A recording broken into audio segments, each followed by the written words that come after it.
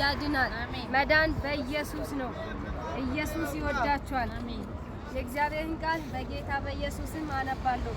ዮሐንስ ራእይ ምዕራፍ 5 ከቁጥር 12 ጀምሮ እንዲህ ይላል። በታላቅ ድምፅ የታረደው በግ ኃይልና ባለጠግነት፣ ጥበብም፣ ብርታትም፣ ክብርም፣ ምስጋናም፣ በረከትን ሊቀበል ይገባል አሉ። በሰማይና በምድር ከምድርም በታች በባህር ላይ ያለ ፍጥረት በእርሱ ውስጥ ያለ ሁሉ በረከትና ክብር ምስጋናም ኃይል ከዘላለም ሰማሁ።